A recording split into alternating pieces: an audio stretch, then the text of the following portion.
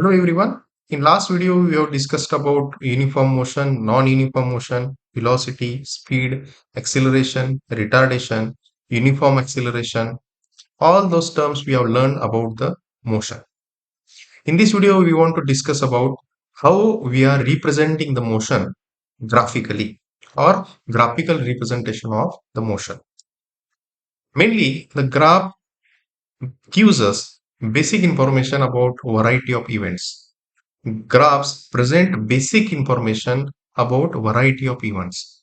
Like graphs, because of the graphs, we will have some basic understanding, and because of that basic understanding or some kind of visualization through the graphs helps us to come up with some conclusion. Suppose there is some data. Based on the data, you have created some graphs, and through that graphs, you will come up with some conclusions, and those conclusions will be helpful to the society. So the graphs gives us the basic visualization, basic understanding. They are very useful. Let us take an example. In a telecast of a one-day cricket match, vertical bar graph shows the run rate of a team in each over. Whenever there will be a cricket match between India, Australia, or any cricket match, telecast of that one-day match, whenever we see, whenever you are seeing the match, we will observe this kind of one graph on the TV screen. Actually, what this graph indicates here on the y-axis, it is representing the run scored in particular overs, and on the x-axis, the overs like over one, over two, over three, they are mentioned. Suppose by looking at this graph, we have not focused on these digits 5, 6, 7, 8, 10, whatever it is written there.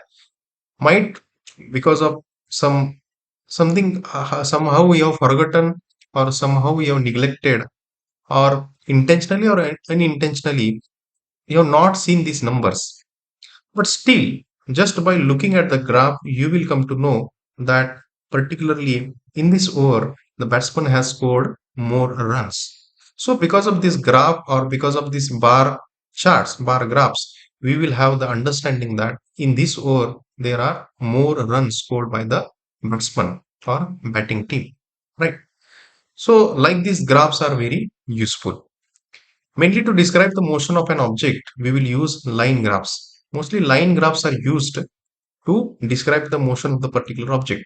Now, why line graphs we are using, or straight line graphs we are using?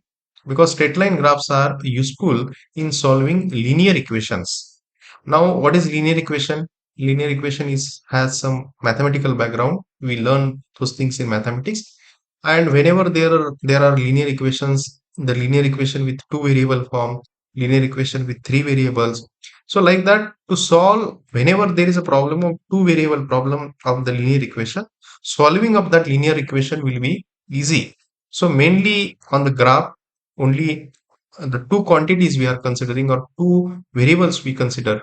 So because of that, solving those linear equations, it will be very easy. So line graph shows the dependence of one physical quantity on the other physical quantity, mainly in graphs. So like these graphs will look, and in these graphs, what we are doing, we are comparing the two physical quantities.